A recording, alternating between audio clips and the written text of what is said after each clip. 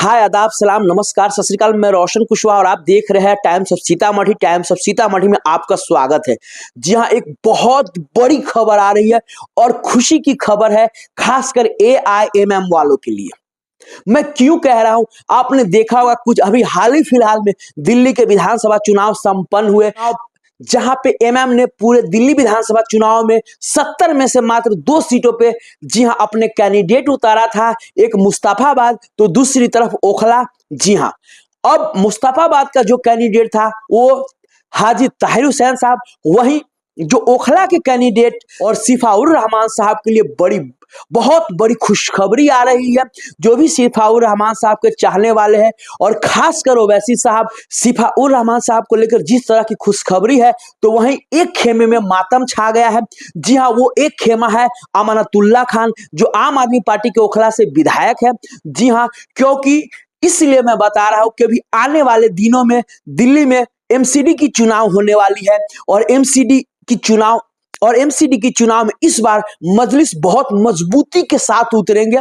जहां तक कहा जा रहा था कि सिर्फ दिल्ली के प्रदेश अध्यक्ष डॉक्टर शुएब जमाई साहब थे, अब उनका साथ देने के लिए जी हां कद्दावर नेता आ चुके हैं। फाइनली मैं बात कर रहा हूं ओखला से जो प्रत्याशी थे एमएम के, और फाइनली उन्होंने 39,000 वोट लाया। मैं बात कर रहा हूं सिफाउर रहमान साहब की। सिफाउर रहमान साहब को फाइनली साकेत कोर्ट ने बाइज्जत बरी कर दिया है। जिस तरह से उसको फंसाया गया था वो फाइनली जी हां साकेत कोर्ट ने बाइज्जत बरी कर दिया है और साफ साफ सिफाउर रहमान के साथ कहा जा रहा है कि लगभग 12 और लोगों को बाइज्जत बरी किया गया है। आप समझ सकते हैं, इसीलिए कहावत है कि सच्चाई छुप नहीं सकती बनावट के वसूलों से और कभी खुशबू आ नहीं सकती कागज की फूलों से। ये रियलिटी है। कहीं ना कहीं झूठ का दीवार, झूठ का मकान ज्यादा दिन तक नहीं टिकता है। कहावत है कि सत्य कुछ समय के लिए परेशान हो सकता है लेकिन पराजित नहीं हो सकता है। आज वही है, सत्य पे सिफाउर रहमान साहब थे। जी हां, परेशान हुए, उनके फैमिली मेंबर परेशान हुए। जी हां, जैसा कि आपने देखा कि कैसे चुनाव प्रचार के लिए एक दिन का सिफाउर रहमान साहब का खर्चा था 2.5 लाख रुपया, कोर्ट ने तब जमानत दिया था। आप समझ सकते हैं, इसीलिए सत्य पे थे सिफाउर रहमान साहब, परेशान हुए, उनके फैमिली मेंबर परेशान हुए, उनके जो रिलेशन वाले थे वो परेशान हुए, लेकिन पराजित नहीं हुआ। अंत फाइनली जो विरोधी थे, जो ये एलिगेशन लगाए थे, जिस तरीके से फंसाया गया था सिफाउर रहमान साहब को, फाइनली उस विरोधी के मुंह पे जोरदार तमाचा लगा है।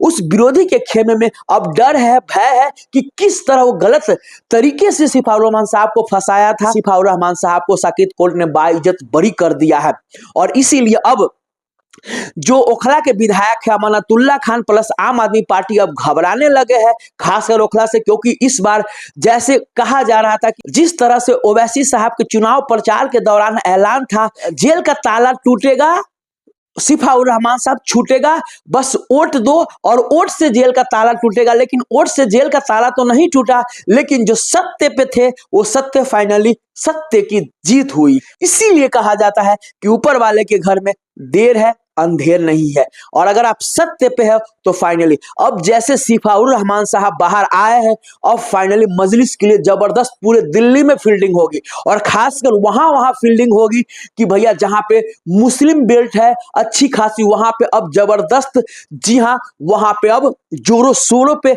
एमआईएम के सदस्यता अभियान चलेगा और फाइनली जो आने वाले हैं एमसीडी की चुनाव, उसमें जबरदस्त जोरों शोरों पे चुनाव मजलिस लड़ेगी दिल्ली में और फाइनली अच्छी खासी सीट जीत कर आएगी और इस बार साफ साफ मेयर बनना ही है।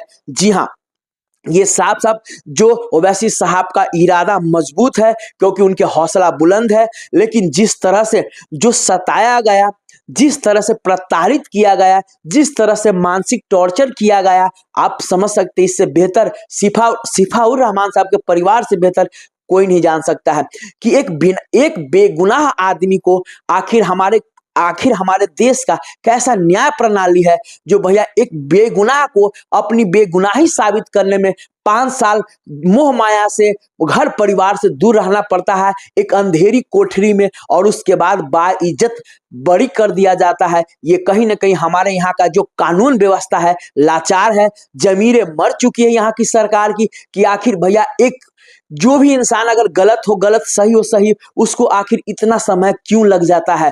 ये क्या है? ये कैसे सोल्व होगा? ये कहीं ना कहीं सरकारें की भैया मानसिकता दर्शाता है और ये प्रणाली खत्म होना चाहिए। आज न जाने कितने नौजवान आज हमारे हिंदुस्तान के जेल में सड़ रहे हैं जो कुछ नहीं किए हैं, बेगुनाह है, फिर भी वो जेल में सड़ है क्योंकि भैया तारीख पे तारीख होती है लेकिन कोई सुनवाई नहीं होता है। कभी कभी जज द्वारा इतना टाइम दे दिया जाता है, उसके बाद सुनवाई होती है, फिर उसके बाद अगला टाइम 6 महीने बाद, 1 साल बाद। इसी क्रम में क्या होता है 5 साल 10 साल 15 साल बीत जाते हैं और फाइनली क्या होता है बाइज्जत बरी कर दिया जाता है।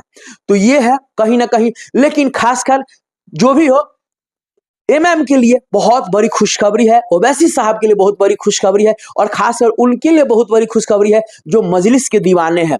जी हाँ, जो सिफाउर रहमान साहब के दीवाने हैं, जो पतंग के दीवाने हैं। विशेष जिस तरह से सिफाउर रहमान साहब को बाइज्जत बरी किया गया है, बाकी अब बचे हैं मुस्तफाबाद से। जी हाँ, जो मुस्तफाबाद के हैं हाजी ताहिर हुसैन साहब, उनको लेकर आप लोगों का क्या कमेंट है प्लीज कमेंट करके जरूर बताइएगा। क्या आप लोगों को लगता है क्या वो भी एक दिन बाइज्जत बरी होंगे? सो प्लीज कमेंट करके जरूर बताइएगा।